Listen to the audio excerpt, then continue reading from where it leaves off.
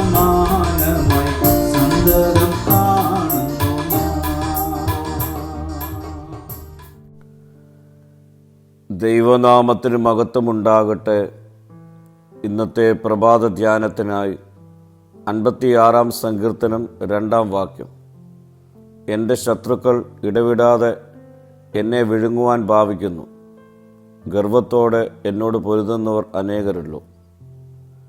ദാവീദ് ദൈവത്താൽ തിരഞ്ഞെടുക്കപ്പെട്ടവനായിരുന്നു.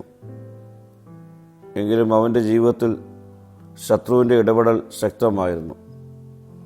നാം ദൈവത്തെ സ്നേഹിക്കുകയും ദൈവത്തിൽ വിശ്വസിക്കുകയും ചെയ്യുന്നവരായാലും പ്രശ്നങ്ങളിലൂടെ കടന്നു പോകാം.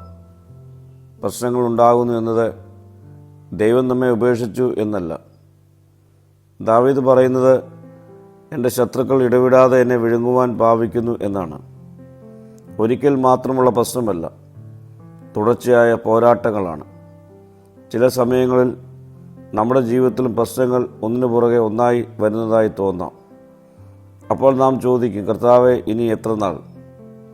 എന്നാൽ പ്രിയരെ, നമ്മുടെ പ്രശ്നങ്ങൾ ഇടവിടാതെ വന്നാലും ദൈവത്തിൻ്റെ കരുണയും കരുതലും ഇടവിടാതെ നമ്മോട് കൂടെ ഉണ്ടാകും.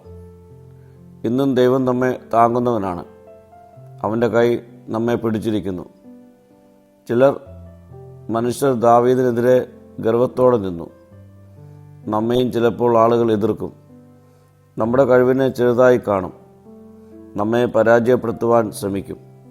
എന്നാൽ മനുഷ്യർ പറയുന്ന വാക്കുകൾ നമ്മുടെ ജീവിതത്തിലെ അന്തിമ വിധിയല്ല.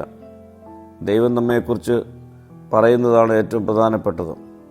പ്രിയരെ, ഇന്ന് നമ്മുടെ ജീവിതത്തിലും നമ്മെ വിഴുങ്ങുവാൻ വരുന്ന പ്രശ്നങ്ങൾ ഉണ്ടാകാം. നമ്മെ എതിർക്കുന്നവർ അനേകരായിരിക്കാം. നമ്മൾ ഒറ്റപ്പെട്ടതായി തോന്നുന്ന അനുഭവങ്ങളും ഉണ്ടാകാം. എന്നാൽ ദാവീദിന്റെ ജീവിതം നമ്മെ പഠിപ്പിക്കുന്നത്, ശത്രുക്കൾ അനേകരായാലും നമ്മുടെ ദൈവം അതിലും വലിയവനാണെന്നാണ്. പ്രശ്നങ്ങൾ വലുതായാലും ദൈവത്തിൻ്റെ ശക്തി അതിലും വലുതാണ്. മനുഷ്യർ നമ്മെ എതിർത്താലും ദൈവം നമ്മുടെ പക്ഷത്ത് ഉണ്ട്. ശത്രുക്കളുടെ എണ്ണം നോക്കാതെ നമ്മുടെ കൂടെയുള്ള ദൈവത്തെ നോക്കാം. അവൻ്റെ ശക്തിയിൽ വിശ്വസിക്കാം. പ്രാർത്ഥിക്കാം. കർത്താവേ, എൻ്റെ വൈരികൾ പെരുകിയാലും അനുകൂലനായ ദൈവത്തെ നോക്കി ജീവിക്കുവാനുള്ള കൃപ ഈ നാളുകളിൽ എനിക്ക് നൽകണമേ. മഹത്വം നീ എടുക്കണം. യേശുവിൻ്റെ നാമത്തിൽ തന്നെ. ആമീൻ.